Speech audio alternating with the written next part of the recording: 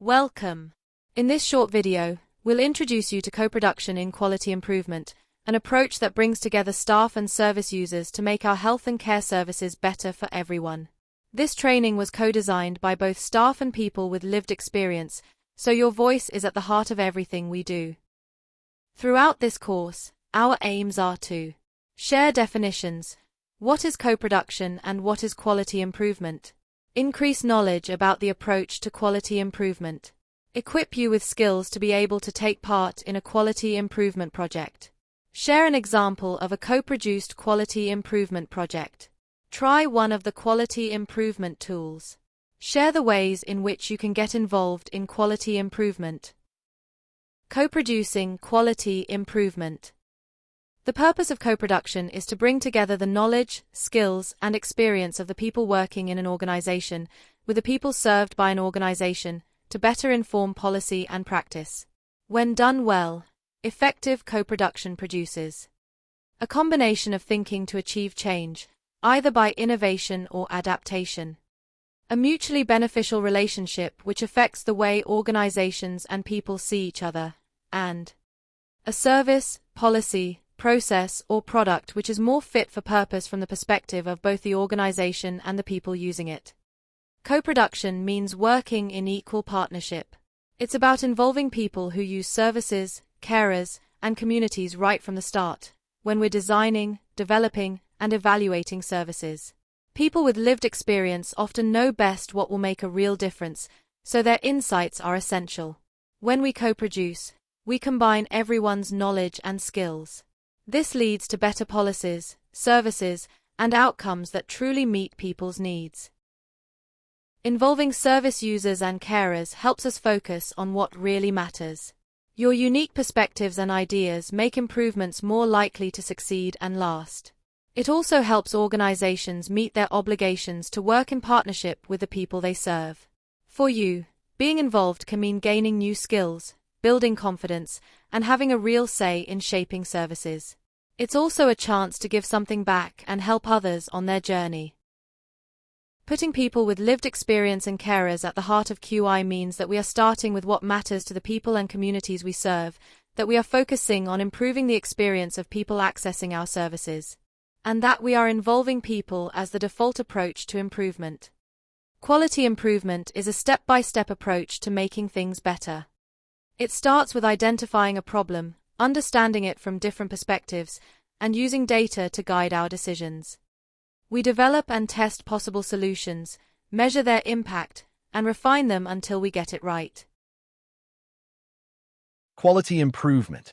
Now, let's take a moment to reflect on your own experiences with making change. Think about these questions, and choose one that stands out to you. Have you ever made a suggestion for change as a customer or service user? What happened as a result? Can you recall a time when you wanted to suggest a change, but didn't feel able to? What held you back?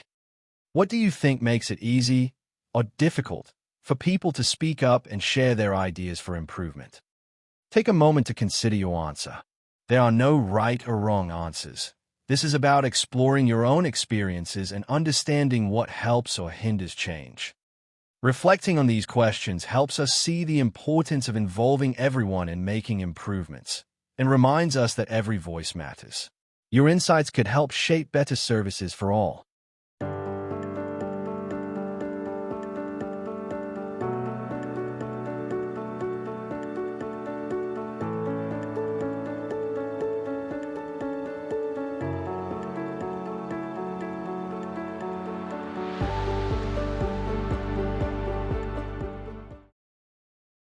What we quite often see in the NHS is a group being formed to look at what needs to happen and then it's implemented. A change has been implemented after it has been designed by a committee after lots of meetings and discussion, only to find it is unpopular and disregarded. Moving away from the traditional approach of others deciding our change and how it will happen, we want to move towards the people in the process working through the improvement and what will be tested. Wake as imagined, WAI, refers to the various assumptions, explicit or implicit, that people have about how their or others' work should be done. Instead, spend time testing and refining before implementation. If we measure throughout, then we'll learn fast. It could fail fast, but gives us the opportunity to change again if we need to. Having the right people involved from the beginning in the real world means we are more likely to get everyone on board if they have been involved from the beginning. Wake as done, WAD, refers to how something is actually done, either in a specific case or routinely.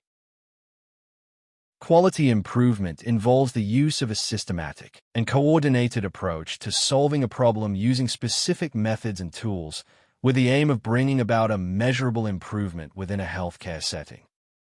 What does quality improvement involve? Quality improvement draws on a wide variety of approaches and methods, although many share underlying principles, including identifying the quality issue, understanding the problem from a range of perspectives, with a particular emphasis on using and interpreting data, developing a theory of change. Keep in mind, QI does not have a solution in mind. It is identifying and testing potential solutions, using data to measure the impact of each test, and then gradually refining the solution to the problem. Effective quality improvement should measure what is important to patients.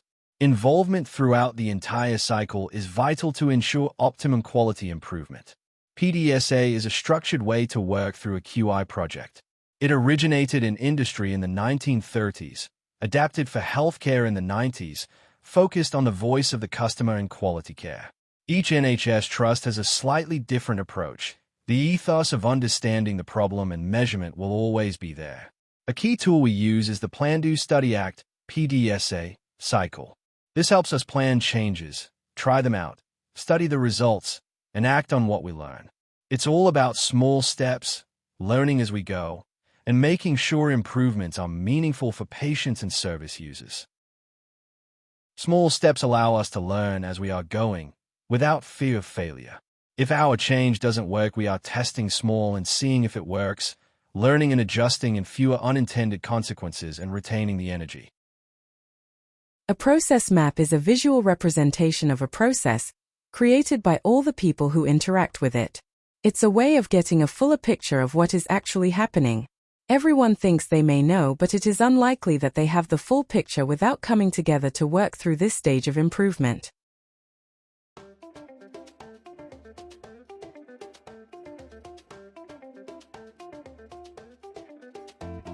Let's have a bit of fun while learning about process mapping. On this slide, you'll see the colors used when making a process. Each color represents a different type of step in the process. Yellow for process steps, these are the actions you take, like boil the kettle or add milk.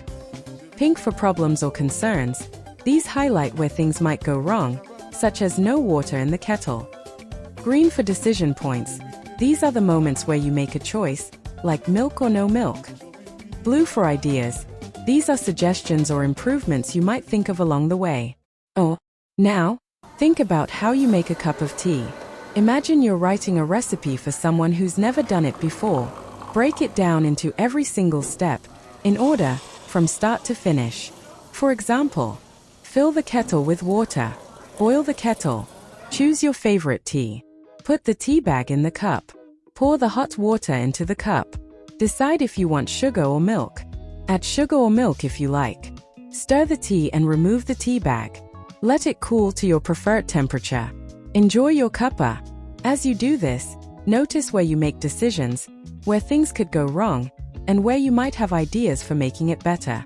This is exactly how we map out processes in quality improvement, by capturing every step, decision, and possible problem, so we can see the full picture and find ways to improve. Take a moment now to think through your own process, step by step. What does your perfect cup of tea recipe look like?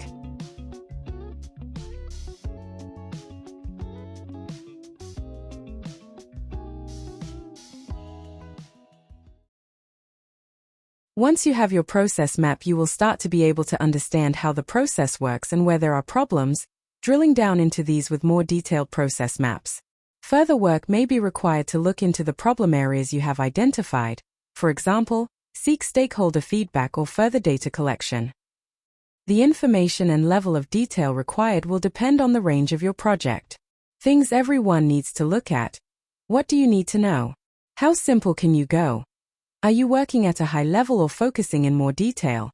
Do you know whose views you will need to inform everyone that the improvement is important? You should also consider, whose views do you need?